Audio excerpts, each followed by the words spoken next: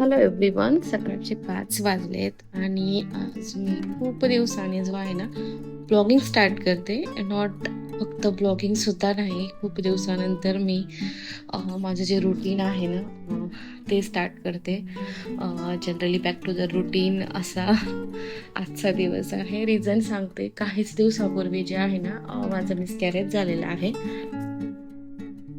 आणि 4 महिने जे आहे ना मी फुल्ली बेड रेस्ट वरती होते आणि 4 महिन्यामध्ये मी स्वतःसाठी ॲक्च्युली 1 कप चहासुद्धा बनवून नव्हता घेतलेला. झालेलं असं की 4 महिन्यापूर्वी कळलेलं होतं की मी प्रेग्नंट आहे आणि आम्हाला बाळ हवं होतं. सो आम्ही डिसाईड केलं की ओके, आपण सेकंड चान्स घेऊया. आणि त्यानंतर मग जेव्हा टेस्ट वगैरे झाल्या आणि हे ॲक्च्युली पहिलं मिसकॅरेज नाही आहे. तर याच्या अगोदरसुद्धा माझं 1 मिसकॅरेज झालं होतं, म्हणजे 2 मिसकॅरेज आहेत. सो हिस्ट्री पाहून डॉक्टरांनी मला बेड रेस्ट प्रिस्क्राईब केली होती. स्ट्रिक्टली सांगितलं होतं की 4 महिने तुम्ही काहीही करू नका. आणि वटपौर्णिमे दिवशी म्हणजेच 12 जून दिवशी अचानक माझं ब्लिडिंग स्टार्ट झालं आणि जेव्हा आम्ही चेकअप वगैरे केलं, सोनोग्राफी केली, त्यावेळेस कळलं की बाळाचे जे हार्टबीट आहेत ना त्या कमी होत आहेत आणि त्यामुळे आम्हाला इमिडिएटली ही जी प्रेग्नन्सी आहे ती डिस्कंटिन्यू करावी लागेल. अ, आणि त्याचबरोबर जे आहे ना डॉक्टरांनी आम्हाला जी काही डिसिजन असेल तो क्विक घ्यायला सांगितला होता. कारण जर डिले झालं असतं तर डॉक्टरांच्या मते आणखीन कॉम्प्लिकेशन्स वाढल्या असत्या. सो त्यामुळे आम्ही क्विक डिसिजन घेऊन D&C जी एक सर्जरी असते ती केली आणि प्रेग्नन्सी जी आहे ना ती स्टॉप केली. तर टिल द टुडे ॲक्च्युली मी फक्त फिजिकलीच नाही तर मेंटलीसुद्धा खूप जास्त हे आहे, डिस्टर्ब आहे. कळत नव्हतं की काय करू, कुठून सुरुवात करू. कारण प्रेग्नन्सी म्हटल्यानंतर आपण खूप सारे स्वप्न पाहतो आणि ही प्रेग्नन्सी खूप पेनफुली होती. कारण फर्स्ट डेपासून जेव्हा आम्हाला कळलं की प्रेग्नन्सी आहे आणि मिसकॅरेज हिस्ट्री असल्यामुळं थोडेसे कॉम्प्लिकेशन्स आहेत. पण डॉक्टर बोलले की आपण प्रोजेस्ट्रॉन इंजेक्शन प्रिस्क्राईब करूया, जे रोज असतात आणि ते खूप पेनफुल असतात. बऱ्याच लेडीज ज्यांनी घेतलं असेल त्यांना माहीत असेल की प्रोजेस्ट्रॉन इंजेक्शन हे खूप पेनफुल असतं. ते मी डेली घ्यायचे. त्यानंतर एक स्किनमध्ये इंजेक्शन होतं ते होतं. खूप साऱ्या ज्या मेडिसिन्स होत्या त्या प्रिस्क्राईब केलेल्या होत्या आणि त्याचबरोबर जे आहे ना प्रिकॉशन डॉक्टरांनी घ्यायला सांगितली होती की खाली वाकायचं नाही, जास्त वेळ बसायचं नाही, कोणतंही काम करायचं नाही. सो मी सगळं फॉलो करत होते. एकही अशी गोष्ट नव्हती की आम्ही फॉलो केली नव्हती. माझी मम्मी तिचं स्वतःचं सगळं काम सोडून, तिचं घर सोडून इथे आली होती, खास माझ्यासाठी काळजी घेण्यासाठी. सो सगळंच परफेक्ट होतं. माझे जे प्रेग्नन्सीमध्ये जे काही लक्षणं असतात, जे काही सिम्प्टम्स होते ते सुद्धा खूप हाय लेवलचे होते. मला उलट्या भरपूर होत होत्या आणि त्याच्याच उलटं जे आहे ना, कानाच्या वेळेस मला कोणताही त्रास होत नव्हता आणि यावेळेस बऱ्यापैकी त्रास होत होता. सो मला तो खूप छान वाटायचा ॲक्च्युली की ओके, भेटतंय. आणि यावेळेस मला खूप जास्त अटेन्शन भेटत होती. युजुअली पहिल्या प्रेग्नन्सीमध्ये मला अटेन्शन एवढी नव्हती भेटली, कारण त्यावेळेस मम्मी इथे नव्हती माझी. आणि हो, बऱ्याच गोष्टी आहेत जे मी कदाचित व्हिडिओमध्ये नाही सांगू शकत. तर ही प्रेग्नन्सी मला मनापासून एन्जॉय करायची होती. असो सो हा फेज ना इथून निघून गेलेला आहे आणि ह्याच्यामध्ये निघण्यासाठी ना 2 जे आहेत ना त्यांनी मला खूप मदत केली. एक म्हणजे माझा नवरा आणि दुसरी म्हणजे माझी आई. सो दोघांनीसुद्धा मला खूप समजावून सांगितलं की ओके, इनिशियली कळालं म्हणून ओके, पण जर ही प्रेग्नन्सी पुढे गेली असती 7व्या-8व्या महिन्यात किंवा बाळ झाल्यानंतर कळलं असतं की काही प्रॉब्लेम आहे, तर पर्यायाने बाळाला आणि तुलासुद्धा खूप त्रास झाला असता. आणि शेवटी जे काही होतं ते काही ना काही रिझनने होतं.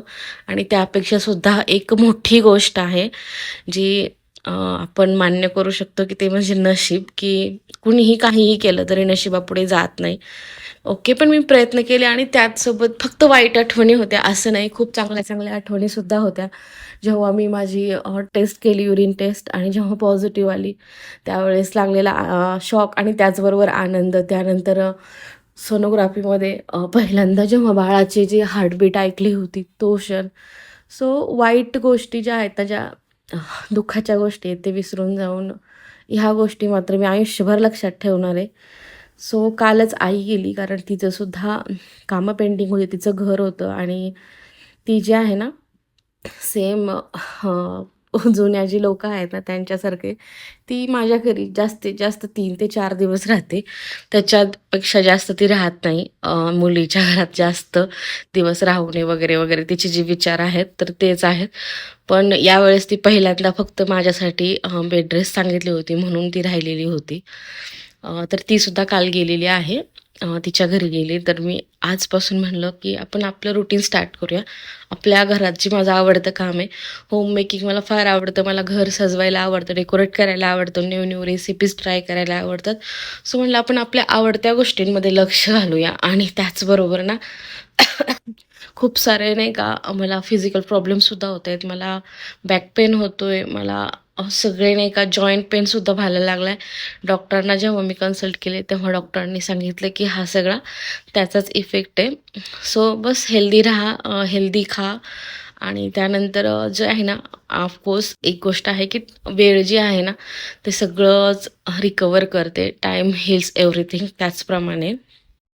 सो एक गोष्ट आहे जी ना मी इथे नमूद करते, की माझा नवरा त्याने जेव्हा मला डॉक्टरांनी सांगितलं, की असं-असं डिस्कंटिन्यू करायची, त्याने त्याचं दुःख बाजूला ठेवून मला डायरेक्ट बोलले, की "ओके, तू ठीक आहे, तू रडू नको किंवा काही वाईट वाटू नको घेऊ, की ओके होत राहतं. मे बी आपल्या नशिबात होतं तेच भेटलेलं आहे आणि 4 महिनेच त्या बाळाची आणि आपली सोबत होती." सो त्यांनी मला खूप जास्त कन्सोल केलं. कारण मी ना असे सुद्धा नाही का व्यक्ती पाहिलेत, की हे जेव्हा कळलं ना, तर लगेच एका स्त्रीला लगेच टार्गेट केलं जातं. इनफॅक्ट माझ्या नाही का एक रिलेटिव्ह आहे, क्लोज म्हणू शकता. सो तिला जेव्हा कळलं, की असं-असं झालं, नॉट तो नाही का तिने मला हे नाही विचारलं, की "तुला काय होतंय? तुझा काय प्रॉब्लेम आहे? किंवा तुझं काही दुखतंय का? तुला काही दुःख आहे?" इनफॅक्ट त्यानंतर ती लगेच बोलली, "ओके, असं झालेलं आहे, 2 मिसकॅरेज आहेत. सो नक्कीच हिच्या पिशवीमध्ये प्रॉब्लेम आहे आणि हिच्यामध्येच प्रॉब्लेम आहे." सो असे सुद्धा रिलेटिव्ह आहेत, अशा सुद्धा स्त्रिया आहेत ना, या जगात आहेत. असो अशा लोकांचा विचारसुद्धा करायचा नाही आहे मला. कारण जी लोकं माझ्यावर प्रेम करतात, जी लोकं माझी लिटरली जीवापासून काळजी करतात, ते माझ्यासाठी महत्त्वाचे आहेत. नाहीतर हे असे relative. Okay, so back to the point actually. So आज आहे सोमवार 16 जून 5 वाजता मी उठले होते आणि त्यानंतर जी माझी घरची जी कामं होती ना ती केली. सो आत्ता वाजलेले आहेत 6, 6:15. उठल्यानंतर जो ना पाऊस नव्हता, पण आता पाऊस नाही का अगदी जोरोशोरोशे नाही का स्टार्ट झालं आहे. गेले 4-5 दिवस झालं पुण्यामध्ये कंटिन्यू जो आहे ना पाऊस आहे आणि मी जिथे राहते तिथे आसपास सगळा शेती इलाका आहे. सो पावसाळ्यामध्ये खूप प्रसन्न आणि खूप भारी असं नाही का वातावरण तयार होतं. सध्या तरी फक्त इथं पेरणी केलेली आहे. अजून जेव्हा पीक वगैरे उगवेल ना आणि जेव्हा हिरवळ दिसेल ना तेव्हा खूप छान वाटतं इथे. मस्तपैकी गॅलरीमध्ये तास 2 तास कसा निघून जातो ते सुद्धा कळत नाही. आणि त्यानंतर जे काही आपलं नॉर्मल रुटीन आहे सकाळचं, टिफिन तयार करायचा मुलाचा, नवऱ्याचा ऑफिसचा डब्बा, नाश्ता, हे सगळेच जे आहे ना कामं आहेत. सो 4 महिन्यानंतर मला खरंच तर लिटरली सुधरत नव्हतं. मम्मीने बऱ्यापैकी जे ना काही प्लॅनिंग वगैरे मिनी प्लॅनिंग वगैरे करून गेली होती. शेंगदाणे वगैरे भाजून त्याचा कूट तयार करून बऱ्याचशा गोष्टी तिने प्रिपेअर करून गेलेल्या आहेत. त्यामुळं मला एवढं टेन्शन नाही आहे. सो आज नाही का काल मी सगळा भाजीपाला आणलेला होता. सो तोच भाजीपाला आज सगळं धुवून वगैरे काही जो आहे ना तो मी सकाळी धुवून ठेवला होता, कारण 2 वेळा भाजीपाला आणला होता. ॲक्च्युली इथून जे लोकल भाजी मार्केट होतं तिथे गेले होते, पण पावसामुळे ना तिथे अजिबात भाज्या व्यवस्थित नव्हत्या भेटत. त्यामुळे मी फक्त 2-3 भाजी आणलेली होती आणि मग म्हटलं की नंतर 2-3 दिवसांनी जाईन. पण मम्मीला जेव्हा आम्ही सोडायला गेलो दिघीला, तर तिथे साई मंदिराच्या समोर खूप मोठं भाजी मार्केट आहे. तिथं मला हव्या असलेल्या सगळ्या भाज्या भेटल्या. त्यामुळे म्हणलं परत जायचं यायचं, कारण युजली पाऊस तर चालूच आहे, पावसामध्ये नाही जमत. तर म्हटलं त्याच दिवशी मी जो हवा होता तो सगळा भाजीपाला घेऊन घेतला. इथे कान्हा उठला होता आणि कान्हाचं रडण्याची 2 कारणं होती. एक म्हणजे त्याची आजी गेली आणि त्यासाठी तो रिस्पॉन्सिबल त्याच्या डॅडला ठरवत होता. तो म्हणत होता त्याने जर आणखीन एकदा गाडीत थोडा वेळ थांबवली असती तर मे बी आजी बसली असती गाडीत. सो असो, लहान मुलांचे जे विचार असतात त्याचे विचार असतात. सो आणि सेकंड रिझन होतं की त्याला स्कूलला जायचं नव्हतं. ओके, स्कूलला जाण्याचं रिझन असं आहे की त्याची रिसेंटली आम्ही ना स्कूल चेंज केली आणि त्याचबरोबर ना तो आता फर्स्टला गेला आहे. सो जो टाईम आहे ना तो जास्त वाढलेला आहे. पहिलं त्याचा टायमिंग होता 8 ते 12पर्यंत तो घरी यायचा. आता 7:45ला घरातून निघावं लागतं आणि यायला जवळजवळ 4 वाजता आहेत. सो त्याचा असा ग्रह आहे की ही नवीन स्कूल बदलली त्यामुळे आपला टायमिंग जास्त आहे. तर मला पहिल्या स्कूलमध्ये घाल, तिथे मला लवकर सोडतील घरी आणि मला जायचं आहे फक्त 2-3 तासासाठी. 12पर्यंतच जायचं आणि 12च्या नंतर मला घरी यायचं आहे. मला तुमची आठवण येते. सो कन्व्हिन्स करत होतो आम्ही त्याला, तेच सांगत होतो की ओके की तू फर्स्टला गेलेला आहे त्यामुळे असंच टायमिंग वगैरे असणार आहे. आणि त्याचं रडणं तर चालूच होतं, पण कसं तरी स्वप्नील त्याला समजावून दूध वगैरे पाजवलं. युजली सकाळचं खूप जास्त हेवी नाही का त्याला खावत नाही आणि मी पण जास्त देत नाही. कधीतरी वाटलं बाबा रात्री त्याने व्यवस्थित जेवण नाही केलं तर मग पोळी भाजी वगैरे देते, नाहीतर मग सकाळचं दूध वगैरे पिऊनच तो स्कूलला जातो. सो त्यामुळंच स्वप्नील इथे त्याला दूध पाजत होते. आणि मी ना पुढे शूट केलं नाही ॲक्च्युली. तो जेव्हा स्कूलमधून आला तेव्हा शूट नाही केलं. पण जेव्हा तो स्कूलमध्ये आला ना तर त्याला खरंच ताप आलेला होता. म्हणजे खूप जास्त ताप नाही, पण कणकण आली होती आणि खूप गिल्टी वाटलं मला एक आई म्हणून, की अरे मी पाठवलं नसतं तर बरं झालं असतं. कारण त्याची आहे तर तिथे ना खूप जास्त थंडी वगैरे, पाऊस आहे ना तर खूप जास्त त्याला थंडी वगैरे वाजून आली. तो म्हणतो मला खूप थंडी वगैरे वाजून आली, त्यामुळं जे आहे ना त्याला थोडीशी कणकण आली होती. खूप वाईट वाटलं, असं वाटलं की अरे आजच्या दिवस थांबवलं असतं तर बरं झालं असतं. सो हा गिल्ट होताच माझ्या मनामध्ये.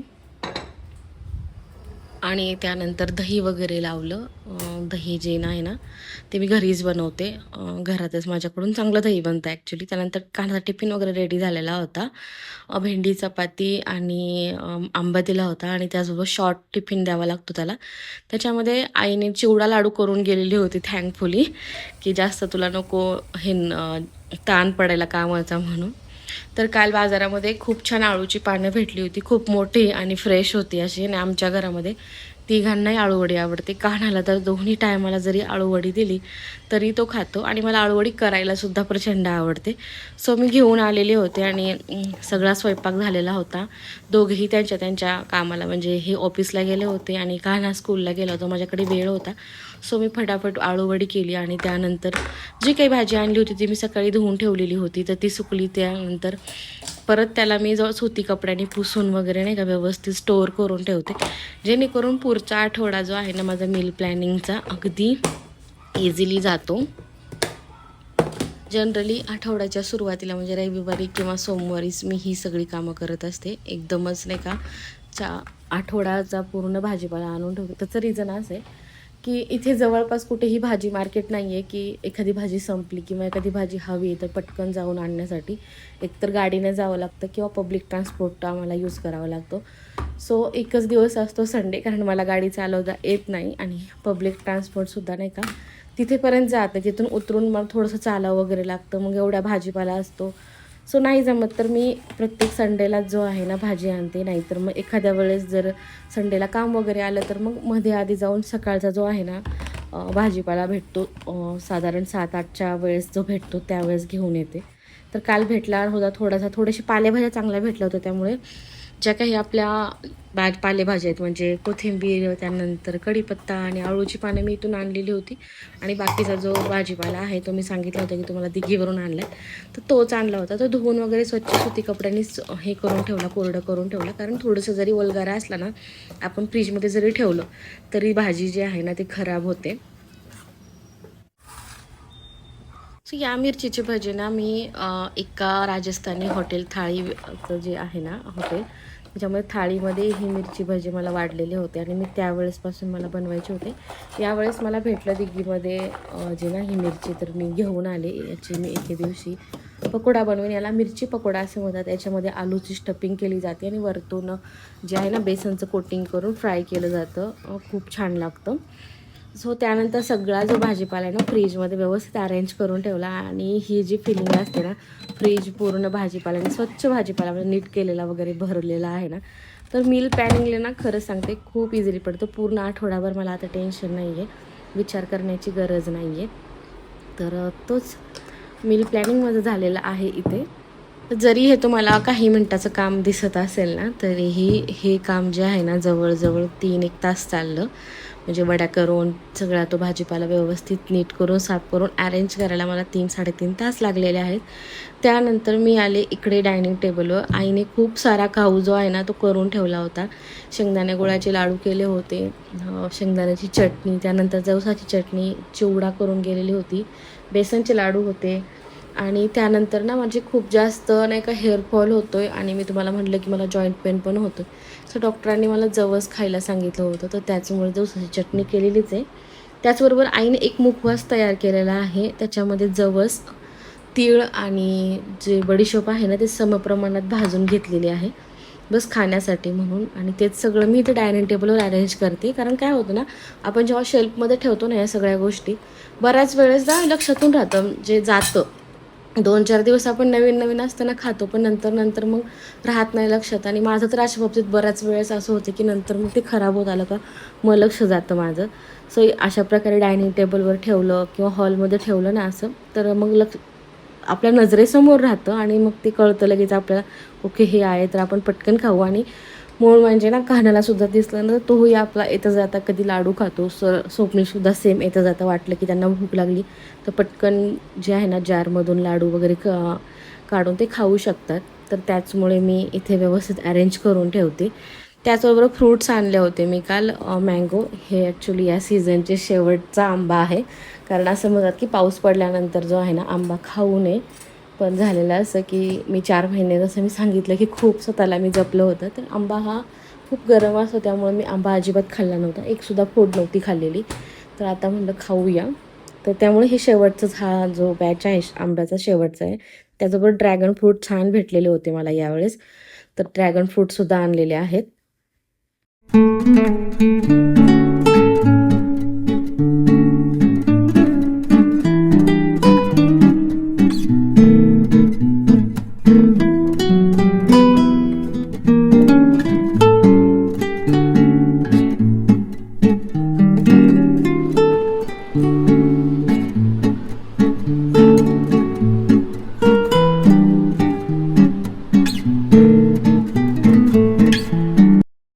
आणि ही सगळी कामं करता माझी आळूवडी शिजलेली पण होती आणि शिजून थंड होऊ दिली. कारण गरम-गरम असताना जर ती कट केली तर त्याचे जे पदर असतात ना ते उलगडतात. आणि माझी आळूवडी इतकी छान झाली होती, इतके छान मध्ये असे पदर असतात ना, खूप साऱ्या पदराची आळूवडी असं म्हणतात. सो त्याचप्रमाणे झाली होती. तीसुद्धा मी स्टोअर करून ठेवून देते. 4-5 दिवस आरामशीर खाऊ शकतो. हे शॅलो फ्राय करू शकतो किंवा डीप फ्राय करू शकतो किंवा अशीही ती चांगली लागते. तर बस हा व्हिडिओ मी इथेच संपवते. व्हिडिओ आवडला तर चॅनल लाईक करा, शेअर करा, कमेंट करा. ओके गाईज, भेटूया पुढच्या ब्लॉगमध्ये. बाय.